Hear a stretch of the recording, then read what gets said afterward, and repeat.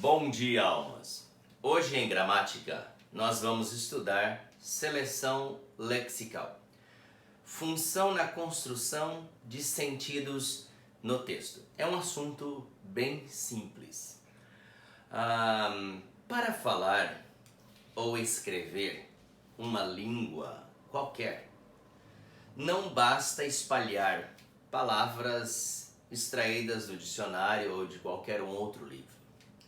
É preciso escolher criteriosamente a palavra adequada para cada posição da frase e associá-la a outra cujo sentido seja compatível com o dela. Pode-se dizer, portanto, que a construção do texto depende basicamente das operações selecionar e combinar palavras. A escolha e a articulação das palavras são motivadas não só pelo sentido que o falante quer dar à frase, quer dar ao texto, mas também pelo respeito às regras gramaticais daquele idioma. A seleção lexical segue alguns critérios observáveis, apesar de nem sempre ser feita de maneira plenamente consciente. São 5 os critérios mais importantes para a escolha de uma palavra: precisão conceitual, prestígio ou imagem social da palavra, sonoridade, compreensibilidade e efeito retórico. Então nós temos aqui o primeiro item, um dos primeiros critérios, mais importantes para a escolha de uma palavra. Primeiro critério: precisão conceitual. O que é precisão conceitual? Buscar o máximo de exatidão, empregar a palavra mais ajustada ao sentido pretendido, evitando ambiguidades, redundâncias, frases prolixas e sem sentido.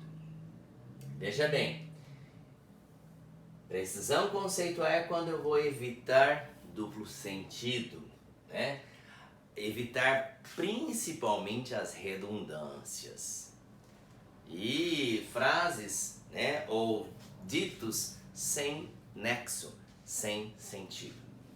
Outro critério é o prestígio social.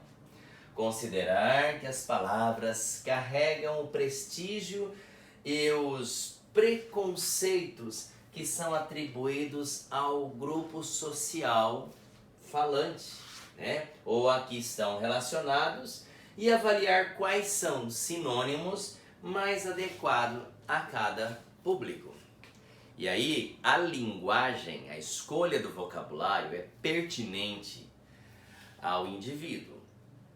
Eu costumo comparar que há uma roupa para cada ambiente social. Uma roupa adequada para cada ambiente social.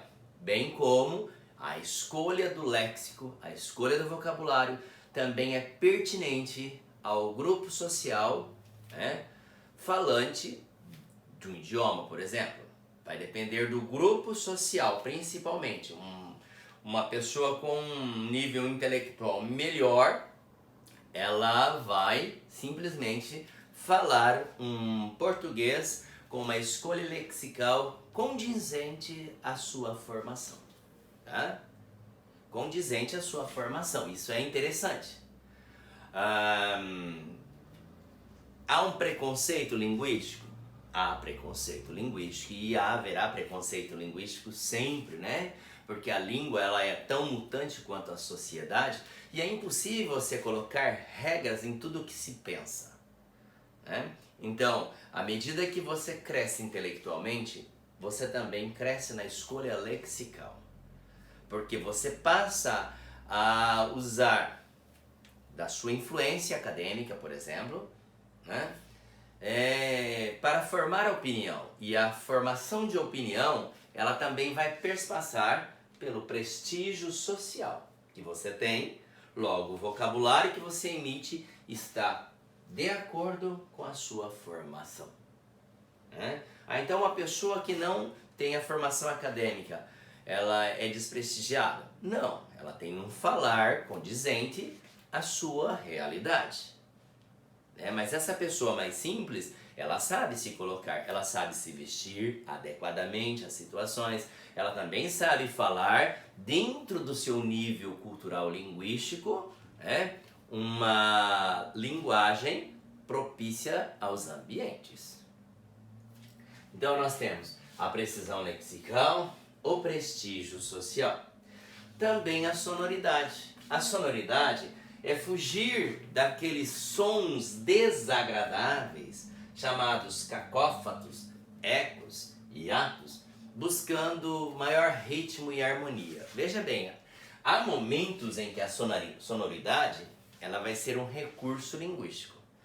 Há momentos que vão causar alguma coisa desagradável. Se eu quero produzir uma letra de uma música para fazer chacota social, é interessante o elemento sonoridade. Se eu quero fazer um jingle para um candidato político, é interessante a sonoridade. Dependendo do gênero, a sonoridade é um recurso. Dependendo do gênero, a sonoridade causada ali é um malefício. Da mesma forma, entra como um desprestígio social, porque não há uma precisão de conceito ao se usar o vocabulário. Nós temos também a compreensibilidade, é escolher palavras que façam parte do repertório do interlocutor ou interlocutores. Vamos ver o professor, por exemplo, por mais difícil que seja a matéria, ele vai falar uma linguagem, ele vai escolher léxicos técnicos do assunto sobre o qual ele vai falar. No entanto, ele vai escolher também léxicos comunicativos para que o seu aluno aprimore, apreenda aquele conceito novo, aquele conteúdo novo. Ele vai falar uma linguagem adequada, propícia, pertinente, que chegue à compreensibilidade de seus alunos. Eu não quero dizer que ele vai falar chuleza, ele vai falar linguagem chula. Eu não quero dizer que ele vai falar gíria. Quero dizer que ele vai escolher um vocabulário, que seja de uma abrangência maior, porque o seu interlocutor necessita conhecer aquele algo novo, que ele está oferecendo. Entende? Já existe a linguagem técnica de um conteúdo novo. Então o professor ele vai procurar facilitar, usar de um repertório linguístico ativo para que o seu interlocutor ou seus interlocutores, por exemplo, o entendam. Então isso nós chamamos de compreensibilidade. E tem o efeito retórico, escolher termos com a finalidade de produzir algum efeito de sentido no enunciado, como ambiguidade, ênfase, humor, etc. Já disse isso anteriormente, de que vai depender do gênero textual, para a minha escolha lexical. Eu vou escrever uma piada, então eu preciso ter elementos que me vão provocar humor, que me vão criar uma sonoridade, que leve ao riso, por exemplo. Eu vou escrever uma tirinha, então eu vou fazer um desenho e vou por algumas falas. Eu posso usar os efeitos retóricos, efeitos da língua, os recursos linguísticos para fazer com que aquele gênero ele seja mais próximo à identidade que eu estou propondo ali naquele momento. Entende? Então eu posso me utilizar de todos esses recursos, a precisão conceitual, o prestígio social da palavra, a sonoridade, a compreensibilidade e o efeito retórico, dependendo da questão do gênero. Aqui nós temos 17 ou mais frases, né, em que nós temos alguns efeitos retóricos. Eu vou enfatizar o efeito retórico porque ele é vício de linguagem, dependendo do gênero, e ele é recurso linguístico, dependendo do gênero. Muitas pessoas podem não perceber, mas enquanto eu falo, eu procuro antecipar o pensamento para evitar certos sons desagradáveis, né? Nós tentamos evitar, né, certos sons dissonantes. Isso é à medida que você vai exercitando a linguagem oral e de forma escrita. Você já vai fazendo essas autocorreções no pensamento para que você fale de maneira mais sonora, com mais prestígio, com mais precisão, né? E que seja mais compreensível. Portanto, o efeito retórico que eu quero causar neste momento é a sua compreensibilidade. É um assunto simples, mas com alguns conceitos diferentes. Nós temos aqui algumas frases com ambiguidades, outras frases nós temos com cacófono, e outras com eco, outra com colisão e outra com hiato. Então vejamos aqui as primeiras. Ó. Ficamos sem rede ontem à tarde. A princípio é uma frase gramaticalmente correta. Mas aqui eu tenho uma palavra que gera ambiguidade. Ficamos sem rede. Qual rede? A rede para deitar ou a rede que é a conexão de internet? Entende? Então é uma frase ambígua. Soube do emprego novo de Janaína no restaurante. Então onde eu tenho aqui um termo que me gera ambiguidade? No restaurante. Né? Soube do emprego novo de Janaína no restaurante. Eu estava no restaurante quando soube do emprego novo da Janaína, ou a Janaína começou a trabalhar no restaurante que é um emprego novo para ela. Então é ambígua essa frase. Né? Porque nós vamos ter a ambiguidade sintática e a ambiguidade lexical. Aqui é uma ambiguidade lexical. Aqui ainda que eu tenho um léxico, mas a construção dessa frase gera-nos um pouco de ambiguidade, né? Embaixo, o policial prendeu o bandido em sua casa. Então aqui eu tenho o termo que me gera ambiguidade.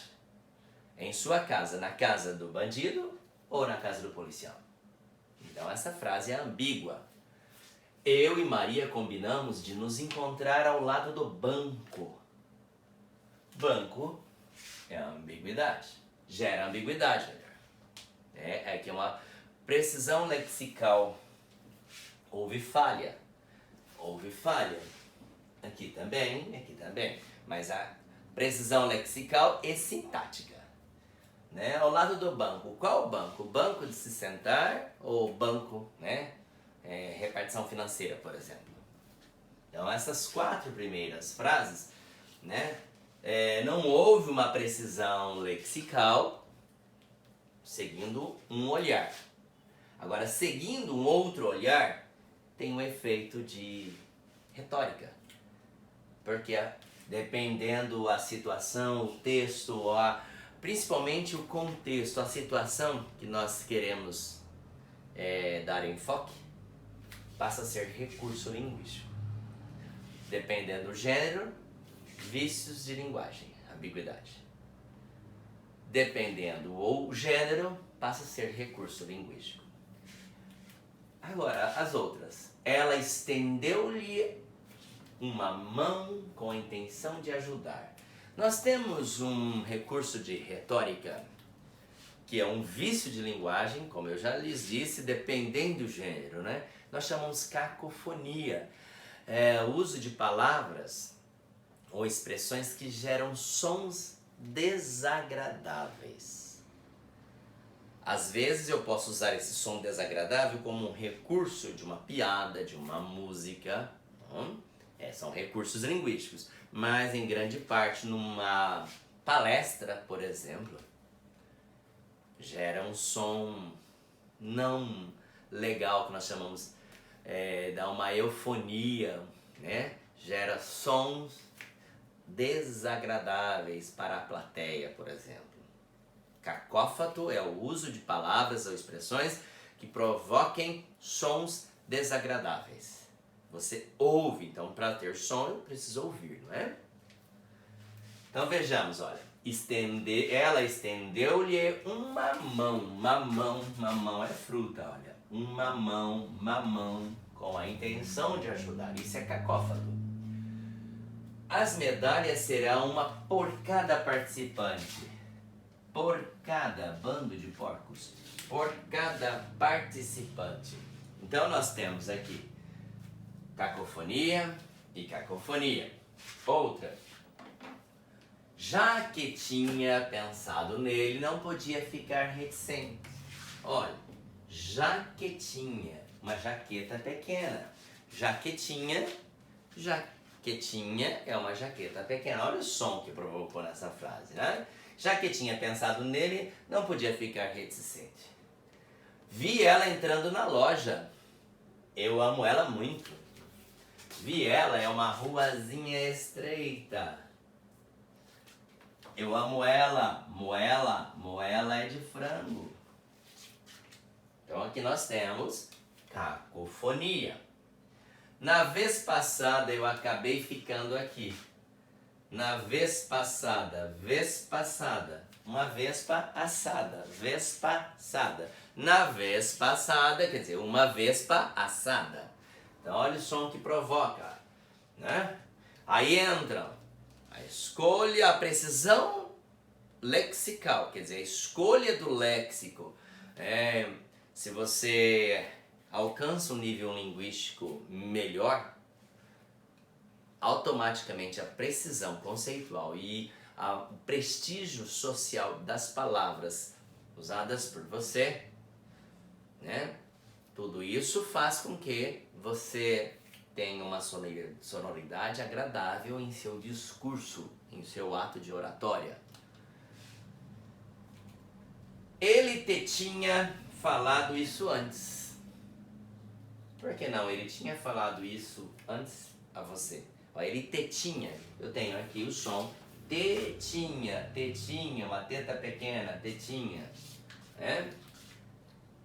Vou mijar, vai chover. Por que não? Eu já vou, vai chover. Vou mijar, mijar, olha aqui, vou mijar. Som que provoca. Ela tinha poucos dentes na boca. Latinha, som que cria que é um som desagradável, isso é cacofonia. A boca dela tinha poucos dentes. Olha, a boca dela, cadela, latinha. Olha essa frase aqui. A boca dela tinha poucos dentes. Cadela e latinha. Olha os cacófatos. O América nunca marca gol. Cagou. Melhor. Cagou. Nunca marca gol, né? Desculpe então. Olha esta. Desculpe então. Olha bem o som. Desculpe então. Diz cu e pintão. Desculpe então. Diz cu e pintão, né? Isso é cacofonia, o som que provoca. Então aqui, na totalidade, eu tenho 2 sons desagradáveis, né? Então, me desculpe. Aí entra a colocação sintática, a inversão, o uso do léxico, né? Aí entram as regras linguísticas do idioma para se evitar uma frase como essa de número 14, que é comum na sociedade, você ouve praticamente quase todos os dias, né? 15ª, a divulgação da promoção não causou comoção na população. Agora eu vou lê-la novamente. A divulgação da promoção não causou comoção na população. Percebam aqui que nós temos o que nós chamamos de eco. Eco é uma repetição sonora, né? E vai ficando alongado. Olha, a divulgação da promoção não causou comoção na população. Isso parece que você falou algo, ele está ecoando, esticando o som. Tá? Então aqui nós temos o que chamamos de eco. Dependendo o momento, é pertinente. Dependendo, é vício. Né? A 16ª. Ou eu ou outro honestamente ganhará o concurso. Ou eu ou outro, olha bem, ó. Ou eu ou outro honestamente ganhará o concurso. Nós temos a repetição de vogais, de sons vocálicos semelhantes, criando o que nós chamamos de hiato, né? E fica algo meio alongado. Não é um eco, mas o uso de hiato constante também ecoa desagradavelmente, né? Ou eu ou outro honestamente ganhará o concurso. E a última, sua saia sujou sem você se sentar. Olha, sua saia sujou sem você se sentar. Sua saia sujou sem você se sentar. Parece um trava-língua, né? Mas aqui nós temos o que chamamos de colisão. Cria um som dissonante, é a repetição de consoantes no início, no meio, no fim, né? Na construção frasal. Olha a repetição da consoante S ali. Ó. Sua saia sujou sem você se sentar. E ainda tem o som de você, que é o mesmo som do S. Tá? Então aqui é chamado de colisão. Então nós temos colisão, hiato, eco, nós temos cacófatos e nós temos ambiguidades.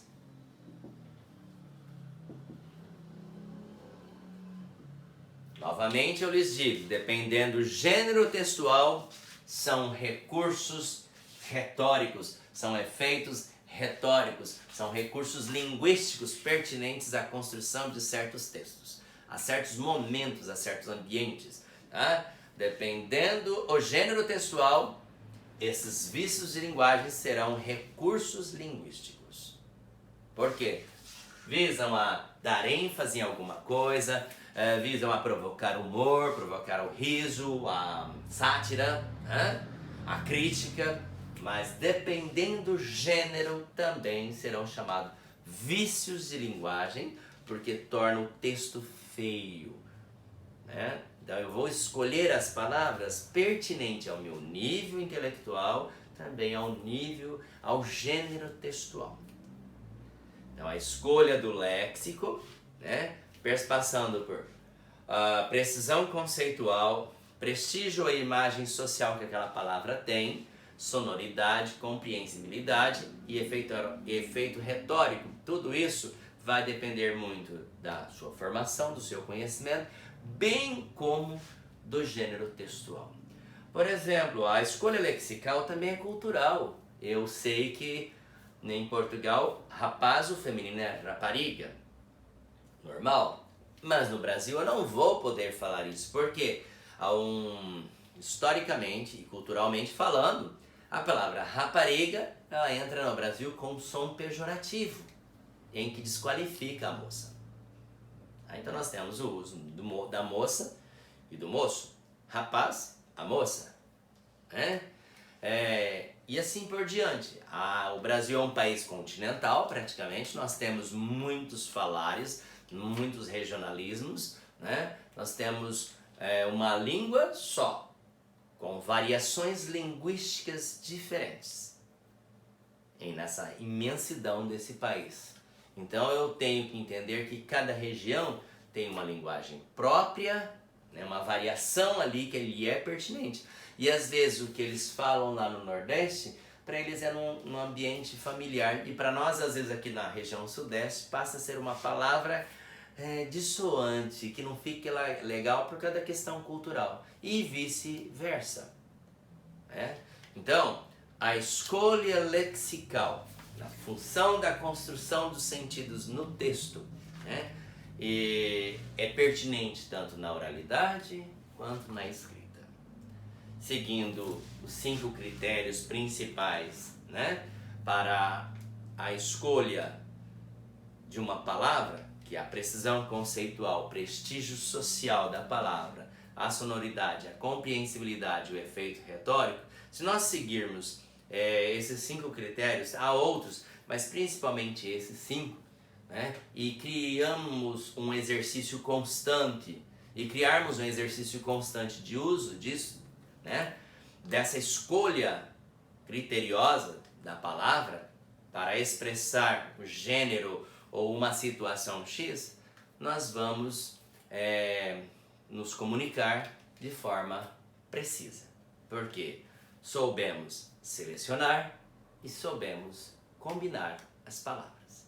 Eu espero que todos tenham entendido, é um assunto simples, né? E até a próxima aula. Bom dia.